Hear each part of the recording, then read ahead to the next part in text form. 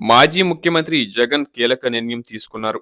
ప్రభుత్వం తీసుకున్న కొన్ని నిర్ణయాలను వ్యతిరేకించిన జగన్ పార్టీ పరంగా నిరసనలు నిర్వహించారు. గత ఏడాదిలోనే జిల్లాల పర్యటనకు వెళ్లాలని భావించిన వాయిదా వేసుకున్నారు. ఇప్పుడు జగన్ కొత్త ప్లాన్తో సిద్ధమయ్యారు.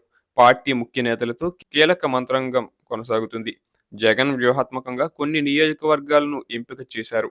అక్కడ పర్యటనకు ముహూర్తం ఫిక్స్ చేశారు. అదేవిధంగా కేసులు నమోదైన నేతల విషయంలోనూ జగన్ కీలక నిర్ణయం తీసుకున్నారు. మాజీ సీఎం జగన్ పర్యటనకు సిద్ధమవుతున్నారు.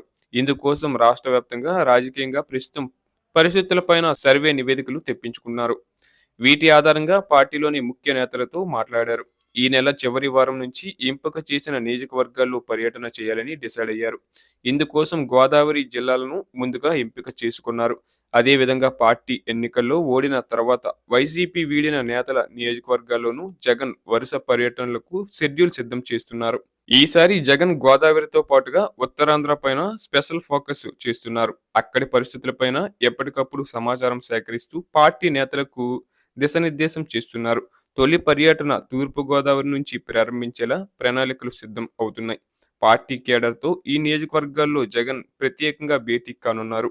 వారి సమస్యలను వినటంతో పాటుగా స్పష్టమైన హామీలు ఇవ్వనున్నారు. అదే విధంగా కేసులు ఎదుర్కొంటున్న పార్టీ నేతల విషయంలోనూ కీలక నిర్ణయం తీసుకున్నారు. కేసులు ఎదుర్కొంటున్న నేతల నియోజకవర్గాల్లోనూ జగన్ పర్యటించి ప్రభుత్వం వేధింపుల్లో భాగంగా కేసులు నమోదు చేస్తుందని, కేడర్కు పార్టీ అండగా నిలుస్తుందని హామీ ఇవ్వాలని డిసైడ్ అయినట్లు పార్టీ నేతల సమాచారం. అందులో భాగంగా వంశీ, జోగి రమేష్, పెర్ని నాని, పిన్నెల్లి, కాకాని గోవర్ధన్ రెడ్డి, చెవిరెడ్డి భాస్కర్ రెడ్డి వంటి నేతల నియోజకవర్గాలకు వెళ్లనున్నారు. ఒంగోలు, గన్నవరం, మైలవరం నియోజకవర్గాల్లో సభలు ఏర్పాటు చేయాలని భావిస్తున్నారు. ఈ నెల 6వ తేదీన జగన్ పార్టీ ముఖ్య నేతలతో తాడేపల్లిలో భేటీ కానున్నారు. ఆ సమావేశంలో ఈ పర్యటన సభలకు సంబంధించిన అధికారికంగా ముహూర్తం ఖరారు కానుంది.